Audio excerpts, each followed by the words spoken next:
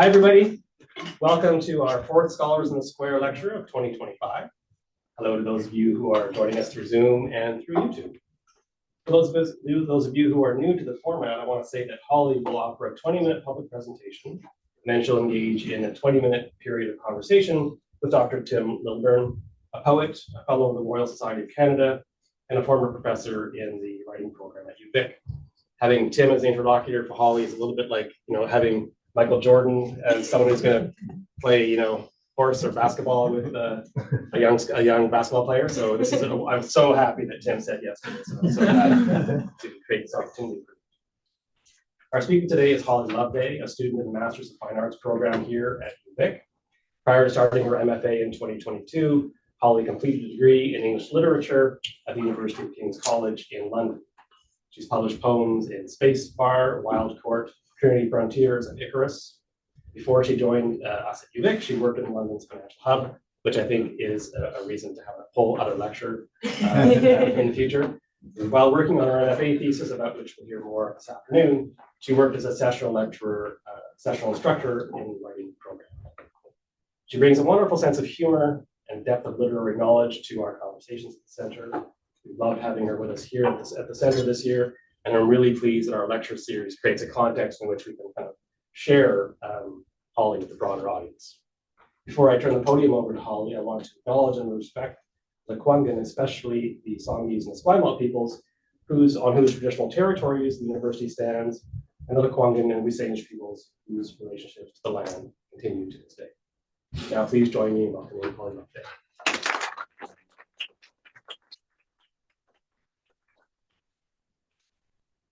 Hello. Thank you everyone for coming along this evening.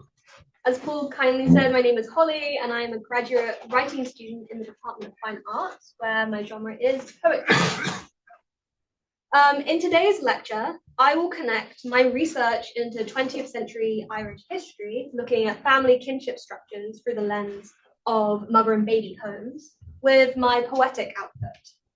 I'm interested in what role poetry can play in the aftermath of a national scandal, especially when government-led inquiries are found inadequate and cause more hurt. I'm going to open with a poem.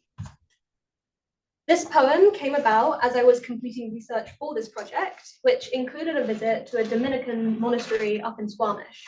I found myself dwelling on the difference in choice and lifestyle between cloistered orders of nuns versus those active in the community with a mission. What does that choice look like, and what kinds of people are called to this monasteries? The poem is called Email from the Other Applicant. I want to say goodbye to your daughter. She looks joyous to live a life without you. I'm on the mailing list for all local enclosed religious orders. I ate the photographs of her first profession like a celebrity wedding. Kneeling, her back to the camera, facing the clarifying mountain light. Her white veil draping in pastry folds, swapped out for black. Our light was dusty, offcuts in the flat opposite the defunct Crown Court on Pocock Street. Here, she spent a day's equivalent crying over her body, her straightened bob rustling. The window opened its full crack. Convents circulate pictures of their people grinning in industrial-sized kitchens. Soon, I want to start an email dialogue with your daughter. She will tell me she is allowed to receive visitors throughout her enclosed life, but has asked for an exception to be made. Some mornings, I understand her need for solitude. On my visit in summer, I sat on one side of a hip-high swinging gate, a saloon door for those who like symbols, when I wanted grates, nasty, iron grating. It's rude to drop by at someone's dinner time. A woman came into the chapel through a side door, crossed the altar, and left to the sound of cutlery. A resonant female voice. I would love to be fulfilled by the same inputs. Now, I'm going to take you on a little photo journey. This is Sean Ross Abbey, pictures of my own, so apologies for bad quality, I visited the site in October last year, which is currently a multi-use location for children and adults with intellectual disabilities and a residential institution for migrant workers and asylum seekers.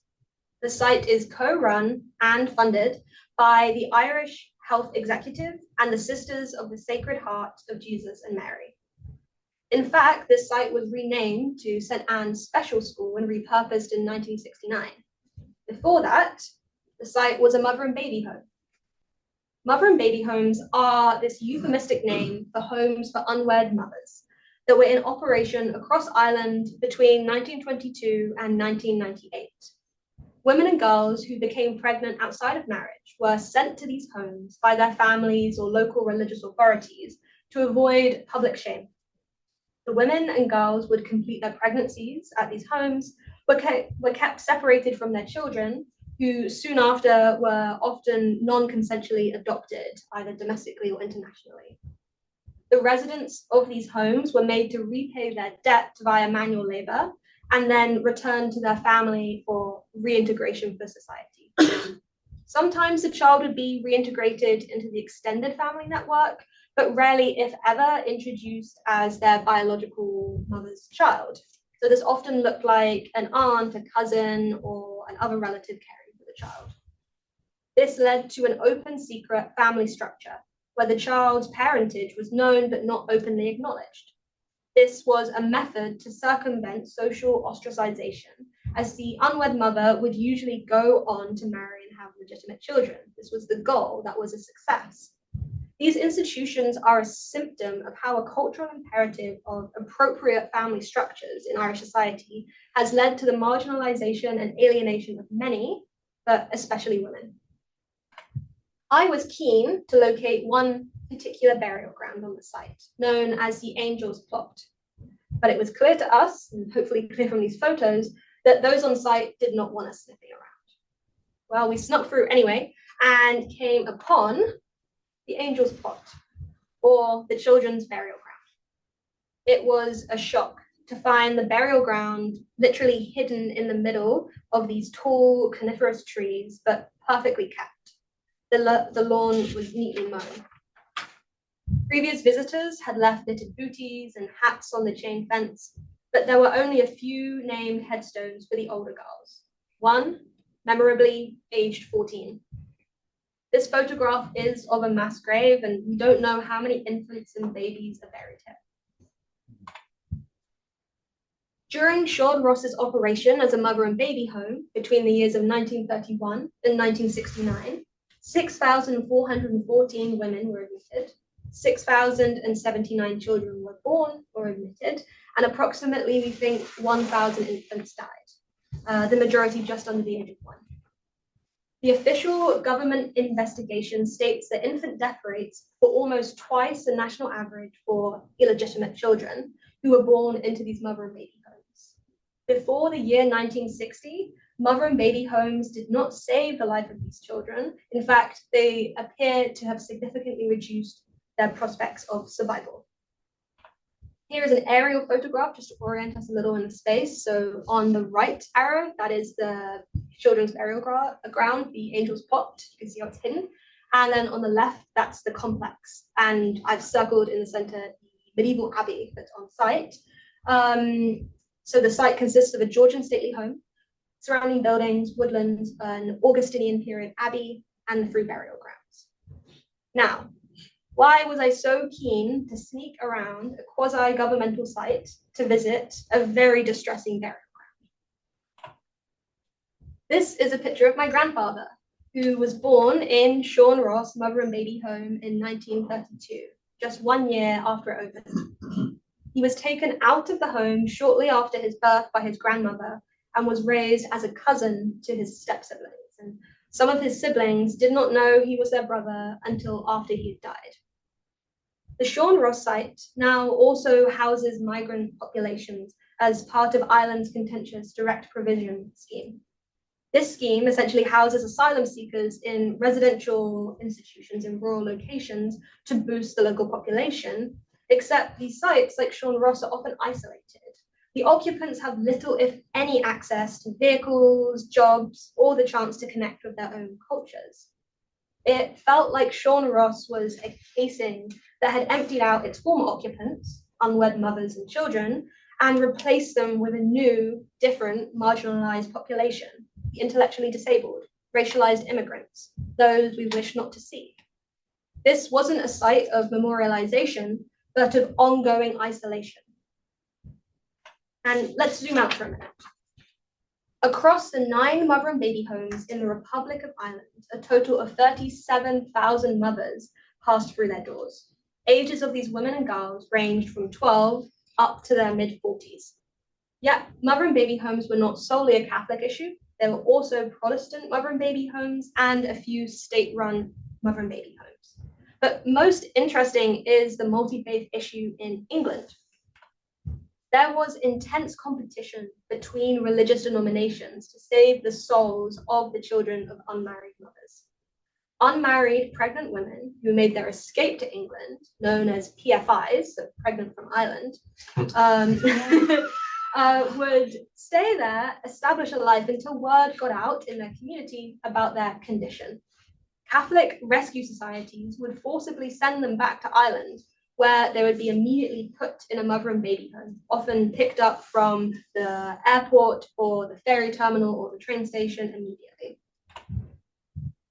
And the idea of illegitimacy was very prevalent in Ireland. Its legal status survived until 1987. So illegitimate children had few rights and even less respect. Until 1953, legal adoption didn't exist in Irish law. The key reason was to avoid a secular adoption scheme where Catholic children would be adopted out to Protestant families. Irish church authorities strongly opposed such schemes. However, this impacted the rights of the children born into these homes. They were informally adopted instead or boarded out, where they were used for unpaid labor and seen as commodities and often abused. Most important to understand is the culture of family respectability and shame. These 2 extracts from the confidential committee, which I'll chat a little bit about later, demonstrate this very succinctly. So one witness says, the witness married a man from a staunch Irish Catholic family, keeping from him for some time that she was illegitimate. When she did tell him the truth, it changed his view of her. He thought less of me and the marriage changed entirely. And then a direct quote from a second witness. I was treated like a second-class citizen by my family. Society had an obsession with hiding everything. Here is when I began to think about what a creative response like poetry offers the social aftermath of a national scandal. The government authorized an investigation into mother and baby homes in 2015, which was finalized and published in 2021. The commission had an investigative committee where witness and survivor testimony could be legally tested, and a second confidential committee. In the confidential committee, testimony would not be questioned or challenged. Anonymity was guaranteed. The issue lies in that most of the witnesses who testified were only told about the confidential committee because it was deemed better suited for them. They were not informed that their testimony would not be included in the official report. As you can see, the investigative committee made their conclusions based on the testimony of 64 individuals. Let's remember that 37,000 mothers spent time in mother and baby homes. Comparatively, 549 individuals contributed to the confidential committee. And it is included in the full report, but is kept separate, and the content is massively different. We'll see, and I'll just read 1 or 2 of these bullet points. But they demonstrate how this one commission houses multiple narratives. So the investigative committee said that the women worked, but were doing the sort of work they would have done at home, compared to mothers reported having to do physical, exhausting work up to the verge of giving birth or immediately after. And the investigative committee says there are a small number of complaints of physical abuse compared to witnesses told of being slapped, beaten, punched, with nuns shouting at them. This was their penance. So what good is poetry in the face of this horror? I then looked to the Northern Ireland equivalent of the investigative commission and was taken aback at how different the language was, even for the title. And I immediately thought of the Truth and Reconciliation Commission of Canada in the Truth, Acknowledgement and Accountability Report. And then I thought about this quote by Clint Burnham, which I engaged with as part of my undergrad dissertation. The poetic characteristics of the text embody the demand on the part of the TRC, its calls to action, for education, for activating the archive. This is perhaps what I want my work to achieve. What happens when an official narrative is released and is found wanting? If a commission of experts fail to identify the emotional truth of a national scandal, then its narrative is just another story. In this gap, creative responses offer a different kind of balm. If we're just telling stories, then why don't we all just tell stories? Before I share a couple more poems to finish, here are just a selection from a growing body of creative work that addresses the legacy of mother and baby homes in Ireland. And to end, I'm going to read two poems. The first is entitled Banshee and integrates the oral history conveyed to me by my great-grandmother that was recorded before she passed, alongside a contemporary community anecdote of local funerary rites told to me by my uncle.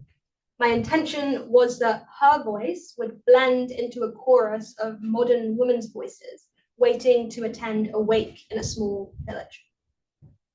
Banshee.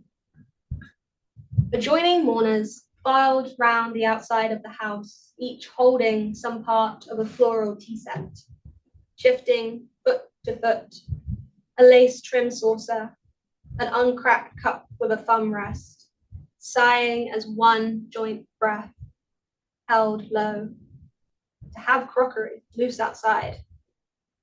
The chatter turns to death, to excitement. If you saw a comb on the ground while walking on the road, that was the Banshee's. That was her comb. When my child died, it was 6 weeks old. A windless day. Strange. Humid.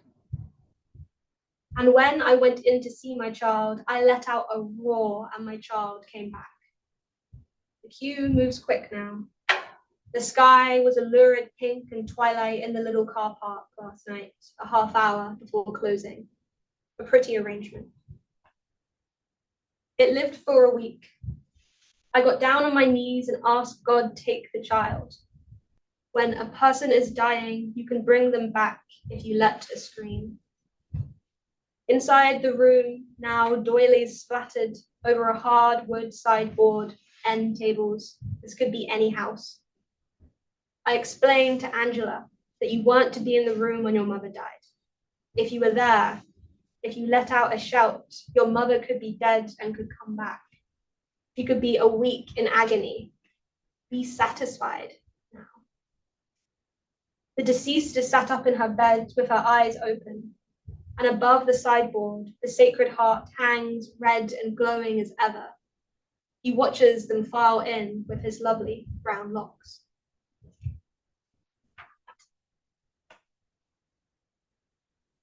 This second poem probes at the idea of legacy and ghosts in the so-called industrial shame complex. Flies wheedle away at cloves pressed into a lemon slice. Air moves as the crow flies over the Offaly bogs. You can't keep a house like that warm.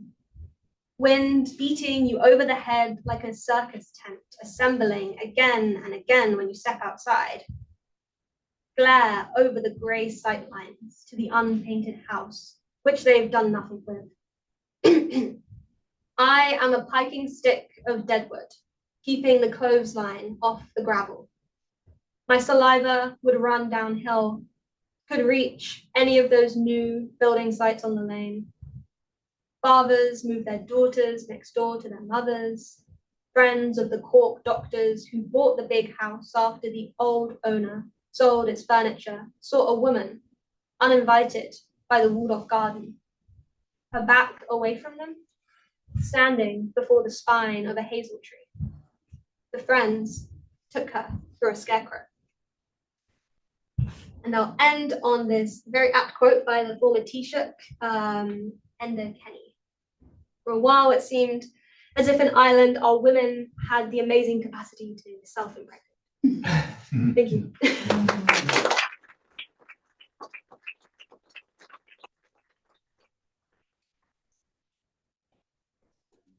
All right, now we have an opportunity to engage in some conversation. First between Tim and Holly. Well, thank you very much, Holly, for your presentation and for your very powerful poetry. You wouldn't expect to find humor in some of these poems, but it's there. So very graciously introduced. It seemed to me that your poetry is a kind of activism around this situation. I mean, the actual situation of the horror of the homes, but the later situation of relative inaction around recognition and well, I was going to say mitigation, but no mitigation is possible, really. So do you see poetry as potentially having an activist role? I mean, in general, specifically in this situation, but in general. Yeah, I find, I found in my own writing, I've resisted that urge towards like political protest poetry. I find that I can't quite fit it in to the way that my voice comes out, right? It comes out in that way of that dark humor and those observations. And I find I was thinking that, this project has only been around for maybe like a year or 2 years. And then I looked back and I realized that sort of the emotional kernels of it, they had been there for a long time as the story had broken, and it had been sort of tendrils of it in the work. And I think this opportunity gave me the space to like push on that a little bit more. And I think that that's where the scope for activism is, right? That it doesn't have to be sort of like dogmatic or didactic of saying this is wrong, right? It's this, I felt so affected and impacted by just the idea of being taken or this basically process of coercion that happens once a woman finds herself pregnant, right? That everything was taken away. And sometimes I'm calling it colloquially the sort of chewed up and spat out sort of process. You're taken into these institutions and then you're expected to go back and reintegrate and everything's normal. And I felt that that was like the emotional core of what my poetry was oscillating around. And I think that would be the activism, maybe. Mm-hmm, mm-hmm. I was really struck by the image of that unmarked gravesite, Angel's Ground. Angel's Plot, yeah. Angel's Plot. What aura did it give off? Like, what was it? How did it feel to you, and how did it feel being there? It was pretty horrible, I will say. It was sort of compounded by the fact that we were trying to make a flight, and I had convinced my dad to take a detour here, and we thought we'd only be there for a minute, and then we saw this sign for the burial yard and we couldn't find it. We were looking around and we asked some people and they didn't know, and you start to get this feeling that they don't want us to find it. And so I was like, I'm finding it. And we sort of walked through this broken bridge, climbed over a gate, and then you get in there, and the fact that it's perfectly kept inside, I felt fairly unwell in there. And I think it was very haunting. It was especially haunting because a lot of the people who were living on the site were wandering around in the woods too, and you could only hear their voices calling to each other. And it was definitely a place that you didn't want to stay at, but that we felt we had to. It's almost like an extension of your work. Like your work attends the phenomenon, attends the sorrow, attends the injustice, but also your presence. I mean, just being there, almost like accompaniment, but it doesn't, I mean, no one has that kind of power. But I mean, you think who is caring for all of these dead folk? And then I read a little bit about the mother and baby. People have just the whole state, the church has just stood back. It's not about us, it's not about us. Mhm. And found multiple ways of getting out of it. Yeah. This, I don't know if people call it this, but this benign incarceration, Mm. benign incarceration. You see it in residential schools, you see it in psychiatric facilities. And when we met about a month ago, you were talking that you yourself have encountered this, like you were pulled out of your context and you were put in another context, educational, Mhm. and then you had difficulty re-entering. Would you care to talk about that, or is that? Yeah, totally. Yeah. And so what Tim is talking about is that I went to boarding school at 16. But then before that, I was, and I guess this is a parallel line that I'm exploring here, is that I'm from East London, from a working class background, but I was given the opportunity through my family to almost be socially mobile. I was sent to private schools to a certain kind of rigorous education that they only benefited me academically. And once that you're in that system and you're taken along, and then you talk like they talk and you act like they talk and you value those things, it's very hard to go back home and be viewed as part of that context again and to be reintegrated. And I think that's something that struck me about this story of these women saying, okay, and now you can go back to your normal life and no one's ever going to talk about it. And then you're going to have legitimate children and then get married and have legitimate children, and everything will be okay, right? And I sort of felt like, oh, that's never how it works, right? There's always this tension and this kind of fracturing of that family. And how do you go back when the people who are supposed to be your family sent you there, right? Because it was the families who were sending people there. And so again, you talk about that, the kind of hauntingness of it. I see, however benign, right, that experience of being removed for betterment, or this idea of bettering yourself, right? But then what is the emotional and the social impact of that afterwards, right? And where is the agency in that? It doesn't exist. Yeah. you're just uprooted and sent off, and then somehow accommodated when you come back, but the accommodation is never sufficient. Mm-hmm. So I can understand, because of your family connection to these homes through your grandfather and your own experience of deracination and that you didn't choose. I can see your interest, but why poetry? I mean, you've done some journalism. You could have written about it that way. Why poetry? What does poetry allow you to get into that other forms of writing wouldn't allow?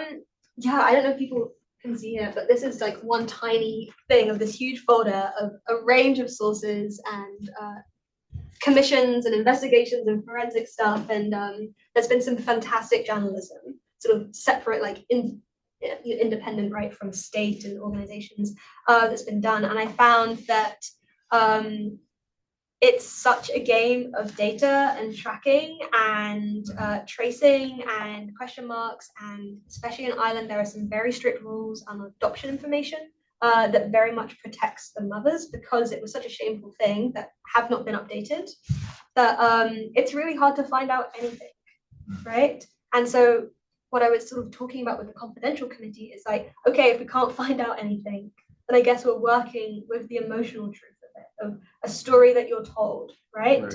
And even as I was doing this research, I'd be on the phone to my mom, or she'd convey things of saying, oh, a friend of mine actually went there and she said this, or someone remembers driving past and seeing this, and seeing all the women working out in the fields heavily pregnant, and that everyone knew, right? But this is anecdotal, right? And the official commission says we can't include that. But those anecdotes are often very true in the way that stories are told and memories are preserved. And I felt that poetry was a way to get to kind of the core of that through the power of the image, and of voices that don't have to be your own, and you don't have to show the evidence. The facts of what happened can kind of be outside the poem, and instead you're really, I feel like, centered on the women and girls who were impacted. Like you're getting almost like a direct line in a way. Yeah. So you take away the factuality and the analysis, etc., without making stuff up, and you can go deeper into what this might have felt like. Yeah, it to felt these people. for so many some of the clips I had at the beginning. I wanted to zoom back through, and these were just some news headlines that I found. I don't make a short PowerPoint, do I?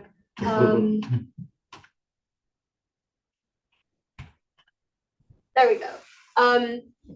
It's like dissatisfaction, right? And I find that's something that comes through in my writing all of the time.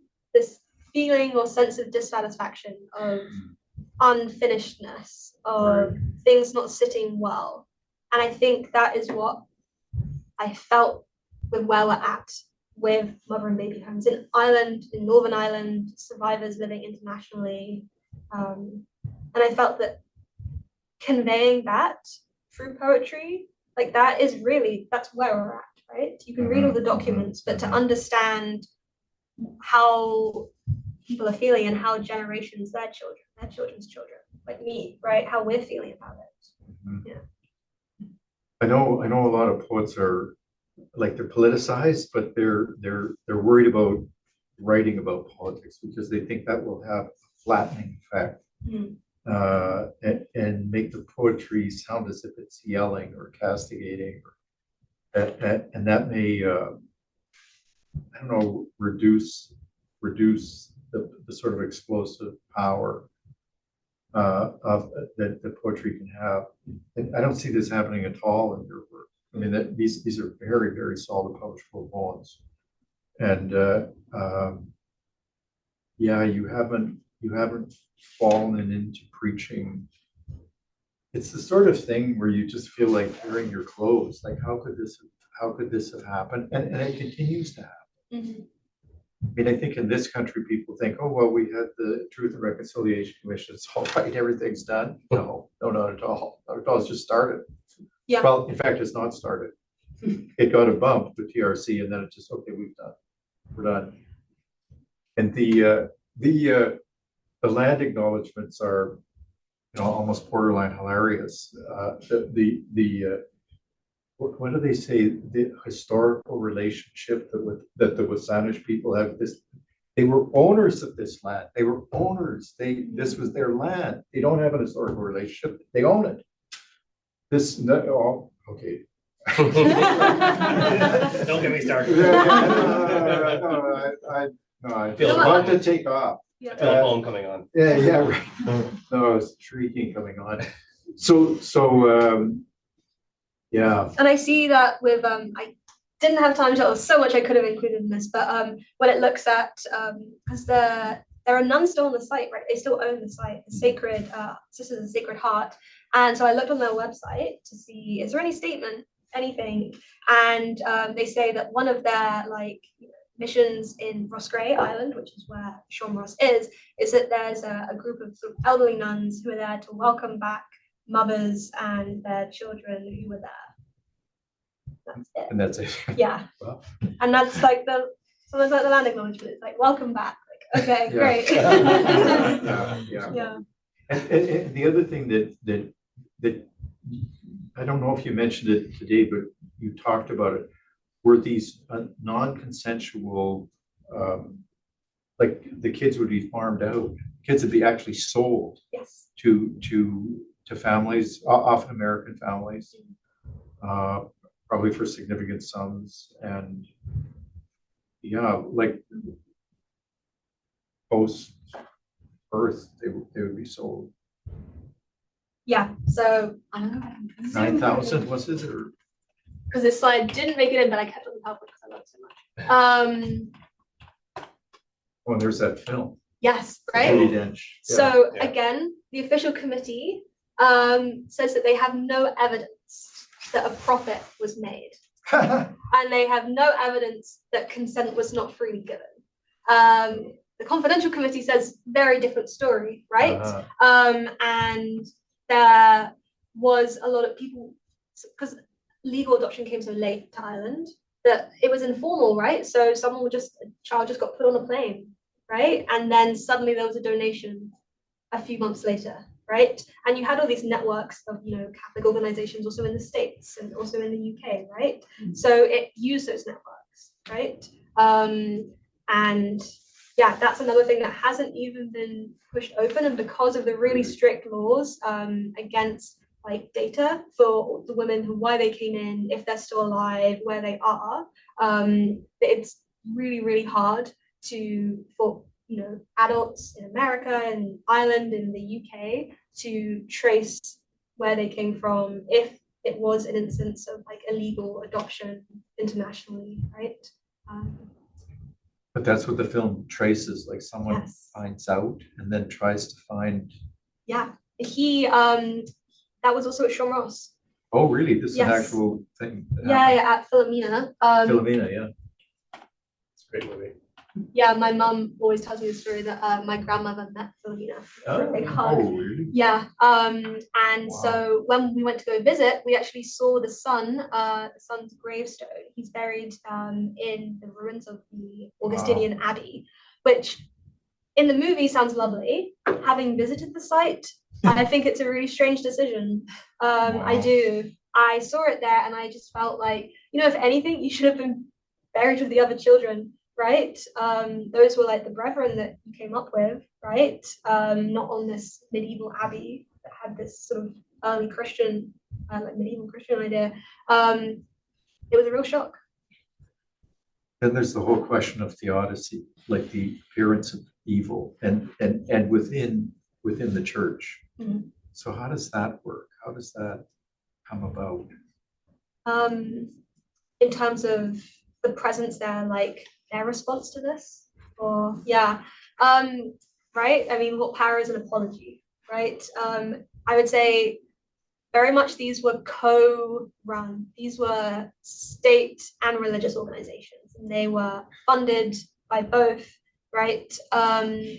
And at the time, specifically the Archbishop of Dublin for most of the 20th century, John Charles McQuaid, he really opposed any kind of secular social welfare schemes, which meant that it defaulted to religious social welfare schemes, right? So that meant that it was a religious responsibility, right? Because if you're going to block any state control and you only have religious control, then it is a joint responsibility. And the main debate that's happening like present day in Ireland is that religious organizations are saying that these claimants and these victims and survivors are coming for compensation. It's called like a redress scheme. So the state is in charge of the redress, and then the church is just in charge of apologizing. So separate when convenient, and then together when people, they want to get rid of these kind of people, right? And we were talking before how there's kind of a diversion tactic where the site is still actively being used to has a day school for children with intellectual disabilities and for adults with intellectual disabilities.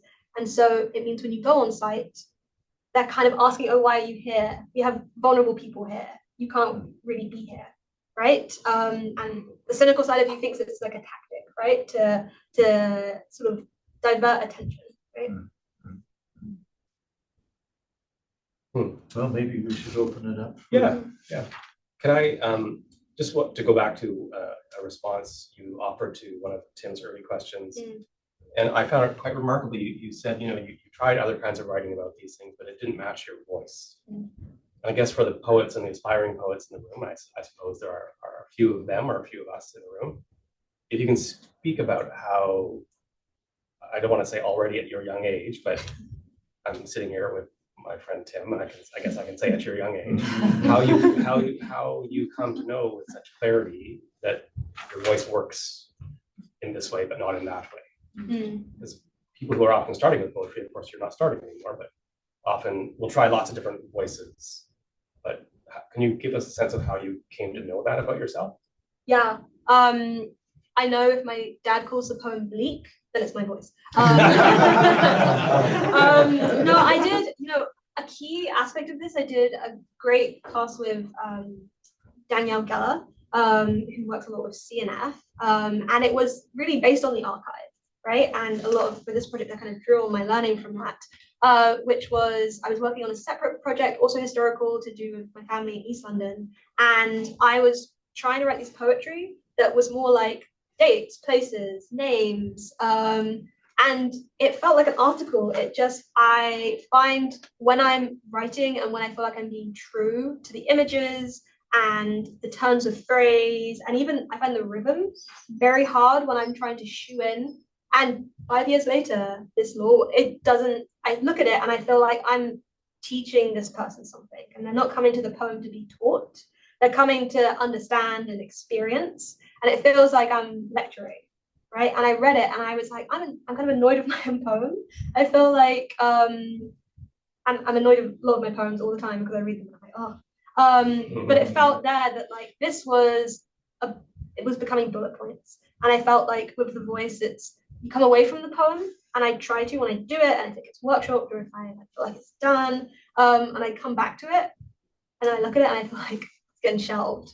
That's how I know that I was trying to write poetry with a capital P, you know? Like I wasn't writing because this is the only way that I can convey like that emotional shift that I felt reading this, and the only way that I can try and make some associations that make sense. This felt like I was like, I will write a poem, right? And it's really slight, and I think like hopefully my voice continues to grow and develop, right? But I think what I've noticed sometimes is in younger poets, especially like, you know, youth poets who write political poetry, sometimes they get stuck in that voice because it becomes so, I don't say viral, but it becomes so well known and it becomes this archetype.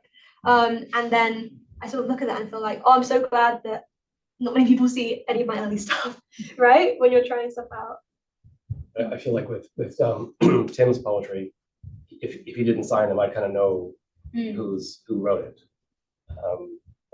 So I'm now looking forward to reading more of yours from seeing that. Thank you.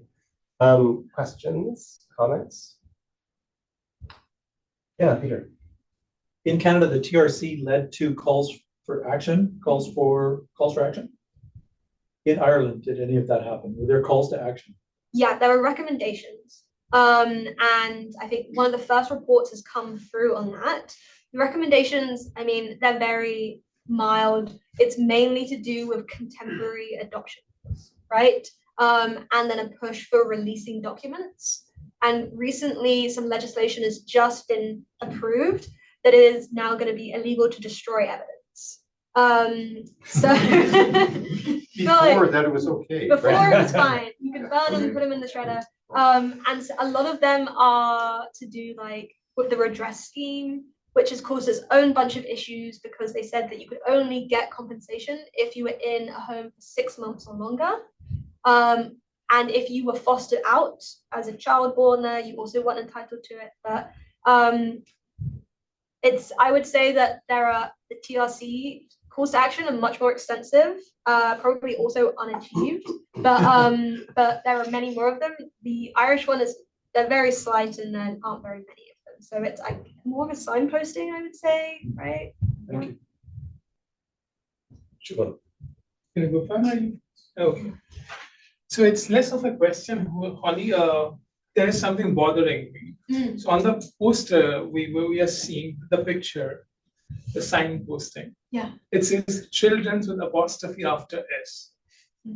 And I'm like thinking whether it's a typo or it's an obsolete English that we don't use anymore, or it's children's with apostrophe like people's. So, and you mentioned this about migrants, population, and racialized immigrants and multi-faith issues. So I'm thinking if it's like children of this particular race and children of this particular race and children of this particular race, or it's something I'm cooking in my head. Oh, yeah. So I feel like that burial, like the home closed in 1969, and the burial ground was kind of ignored during the 70s and 80s until the 80s. A gardener was coming to plow some land there, took the tractor to it, and loads of small little bones came up. And then they realized, oh, perhaps this is where they've been keeping all of the babies. And then since then, it's been kind of cordoned off. And only since 2015 have they done a preliminary excavation, but no one has been buried there since 1969. And it's interesting when we went to visit and we saw some of the migrant workers and the asylum seekers who were just hanging out outside. They were all mainly like single men of working age. So that's probably, yeah, I didn't see any families. I didn't see anything like that. If that answers your question. Yeah. These were like only Christian or Catholic kids, or like other religion or the other race. Totally. It would only be Catholic children there. Yeah. So there were some Protestant homes, and this is across the border. So in Northern Ireland, there were also Catholic homes and also Protestant homes.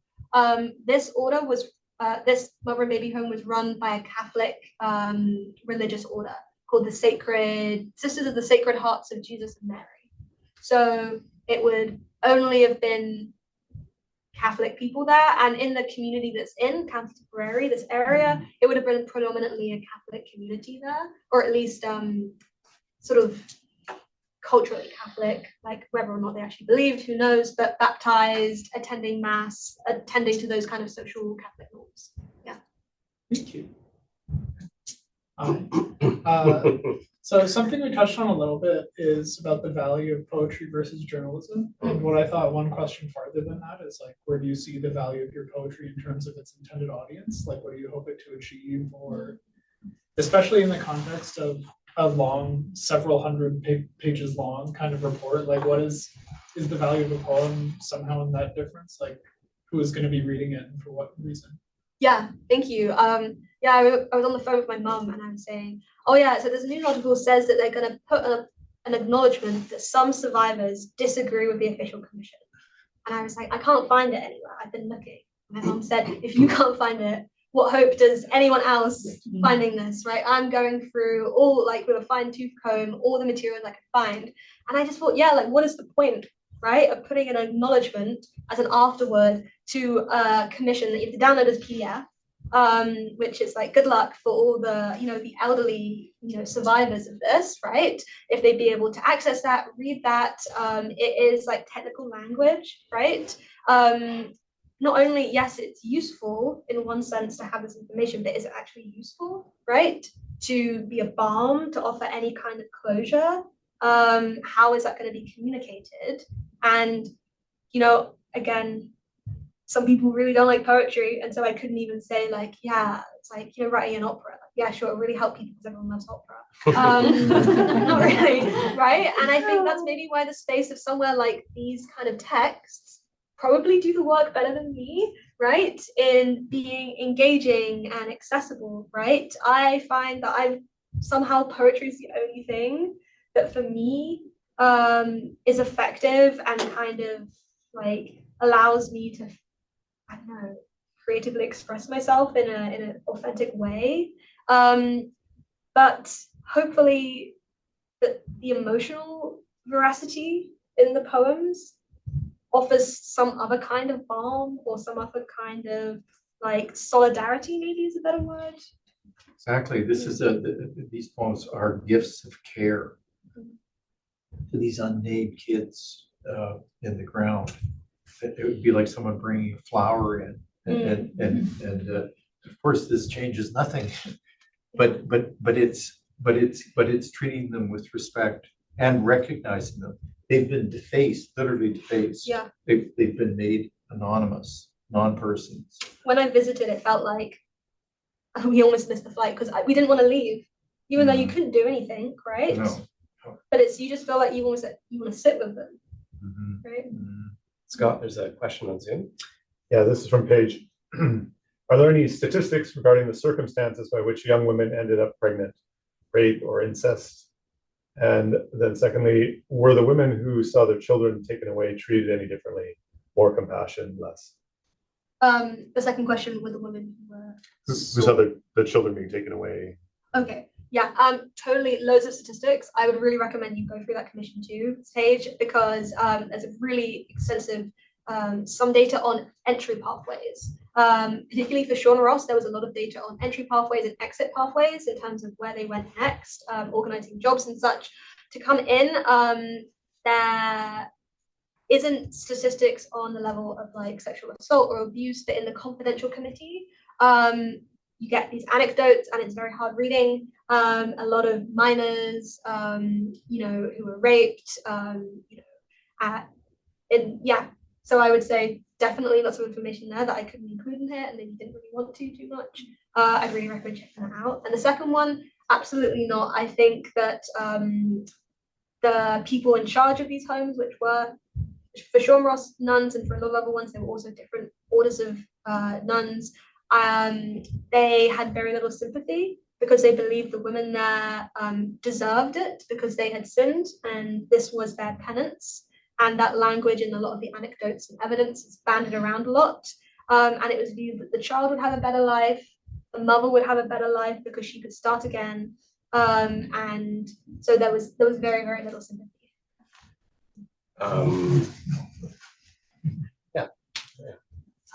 You were talking about how one of the houses, but I assume multiple houses are being used presently for some sort of social welfare-esque work. So you're talking about, learning places for people with disabilities. And I'm wondering, has there been any response from the Irish public about these historical places being used now for other types of religious welfare services? That's a great question. And a real issue is in Ireland, there's a huge strain on the health service. I mean, as in everywhere, right? But and I think it's again that these religious orders are doing the work that no one wants to do, right? Of what else? Where else are we going to put them, right? And I think there is that sense of like, oh, but it's more convenient, right? And sure, they're well looked after, right? And there isn't enough space, right? These kind of attitudes to like, well, we can't put them anywhere else. Well, where are we going to put the migrants? Oh, we'll put them in this old house that we have, right? Outside of town by like a 25-minute walk, right? And there hasn't been, that I've seen, any collective asking. There is a movement, and that's in one of the recommendations, to make a official like national centre for remembrance, and that would be in Dublin. But in these rural communities, not really.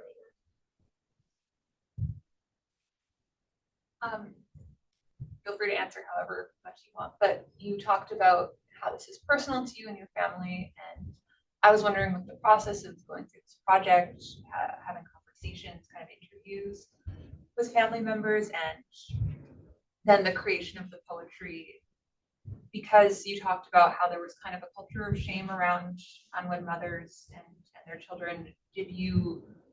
What was it like working with your family on that? And did it kind of change anything about the way that you talked together about the subject? Or, I don't know, anything about that? Yeah, thank you. Yeah, I think that comes back to the question you asked of it, Tim, about my own experience of being sort of plucked out and then put back in. That sometimes I felt like an ethnographer to my own family, right? That you could hold these dual roles of being both affected by this, but also being as if like if you tell me I can do something with it, which I can't, and I feel like I always want to dispel that.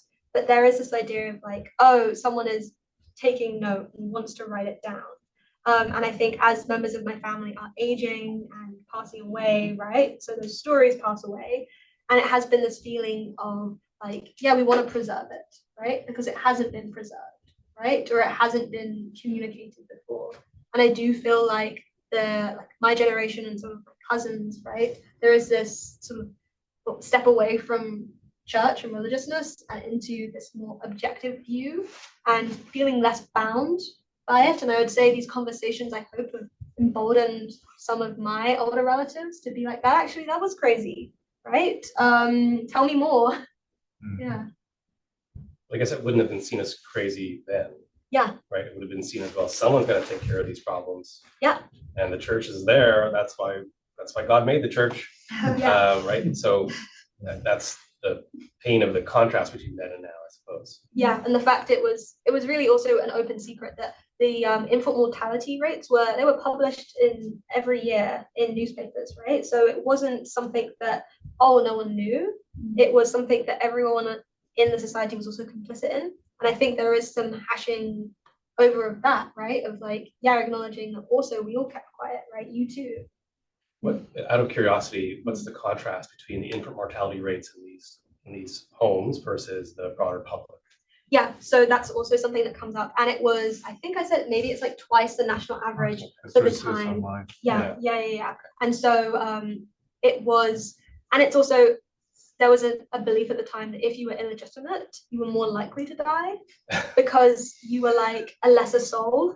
So again, placebo effect, that leads you to getting less care and probably more likely to die of neglect, right? So I just want to piggyback on that for a moment and then offer an unpleasant comparison as well. People basically many people believe that these kids were illegitimate scum and the mothers were sinners.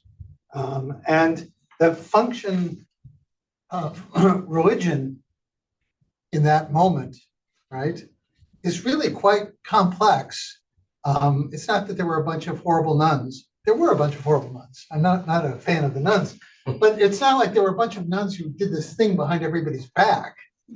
It was done out of view to protect the women, to protect the whatever. And the whole sense that society, the state was very happy to have the church doing this. The church was doing the will of God, but was really doing the will of the community in so many ways. And that's why it's so hard to deal with.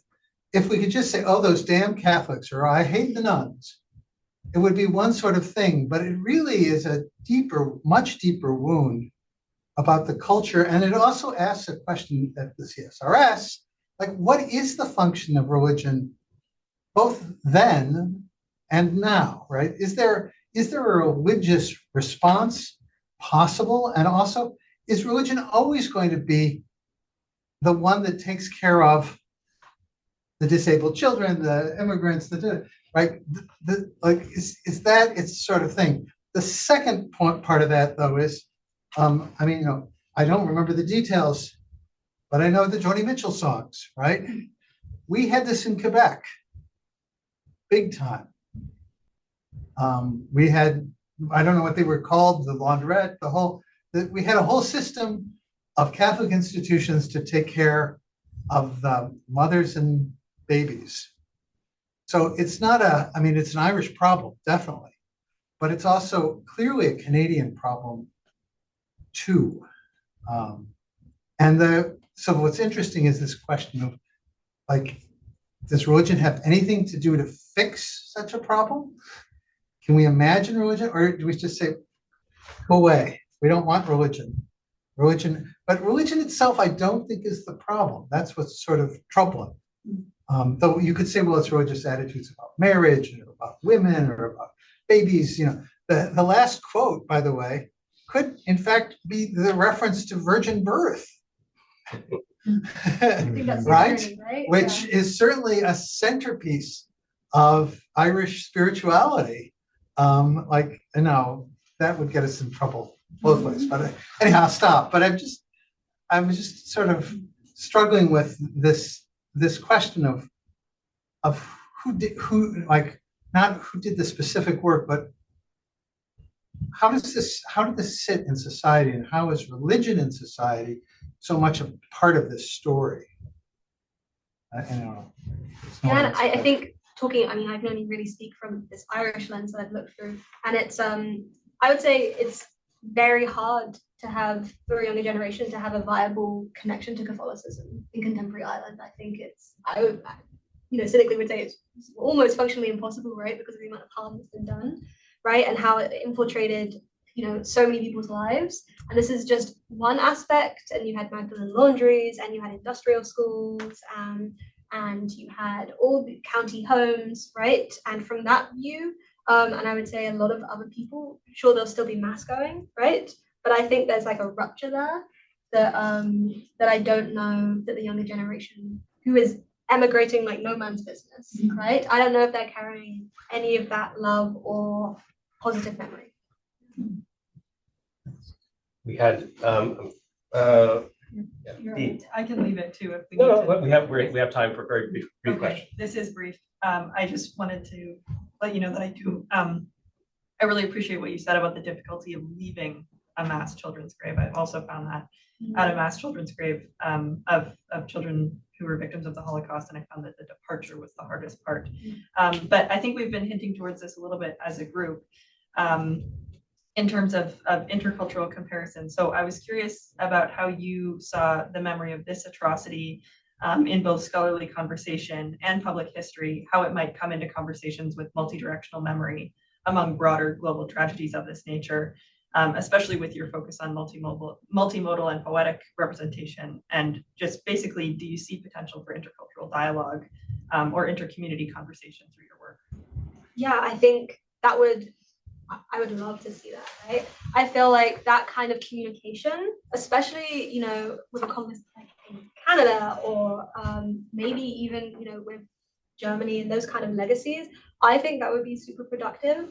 I think in understanding approaches and ways forward and ways out, I really feel that it seems very localized right now. And I'm not really seeing, sometimes I'll bring it up with people even in the UK and they have no idea what I'm talking about. It feels like people in Ireland are shouting, but it's not really traveling very far. And I think that the scope of that, because you see, especially when it's run by these religious organizations, that a lot of the techniques and approaches are the same across countries, right? In the residential schools here, like it's the same technique of isolating, right? And taking identity away, right? I think I would love to see that. Thank you. So thanks very much, Holly, and thanks, Jen.